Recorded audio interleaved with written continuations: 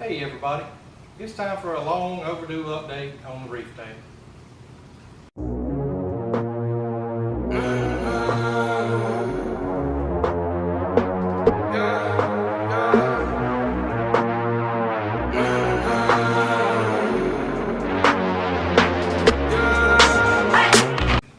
First of all, as you can see by the algae sheet, I got a new fish.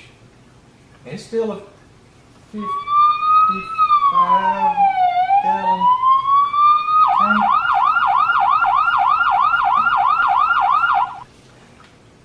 But yeah, I got a tang, a yellow-eyed coal tang, one of the bristle-tooth tangs, a small tang. Wanted that one bigger show fish. I know with the 55 I'm pushing the limits on it, but I was doing the same thing with the flame angel. He'd still be there if he hadn't nipped on the coils, but more than one, bigger fish, and I think the coal tang will be the one that fits the bill. He was a little trouble to begin with.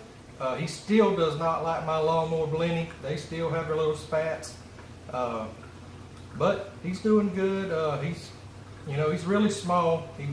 I've had him a couple weeks, and he was really small when I got him. But he seems to get along well with the other fish, except the lawnmower blenny, and I'm sure they'll work that out shortly. As far as the algae issues go in my tank, the hair algae is almost gone. There's a few sprigs here and there on the snail shells. That's crazy, but they pretty well taken care of it everywhere else. Some spots here and there, but nothing bad. I tried a bunch of different things to try to get rid of that red on the sand bed. Tried peroxide, was dosing 1 milliliter for 10 gallons twice a day.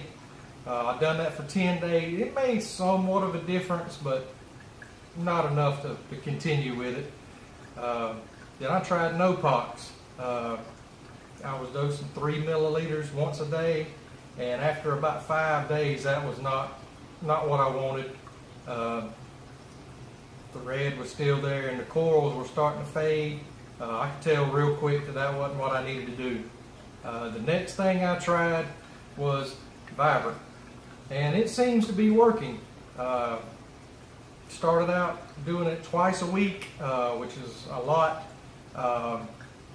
In about 2 weeks, it started making a big difference, but that turned into cyano, which is not a big deal. It's easier to deal with, a lot easier to deal with. It's also making a big difference in the bubble algae. That's starting to go away, and it was turning into a good plague on certain areas. But right now, I'm dosing it once a week, 1 milliliter per 10 gallons, and it seems to be doing the trick. It'll just take a little bit of time, which I got plenty of that. Most all of my coils are doing good, continuing to get better. Since I've been dosing the Vibrant, I can definitely tell they're growing a lot more. The colors are definitely still there. So let's jump in and check that out. So over here on the left side of the tank, the Euphilia side, things are going really good. The hammer and the frog spawns are doing really well. They've got a ton of growth, especially that hammer back there.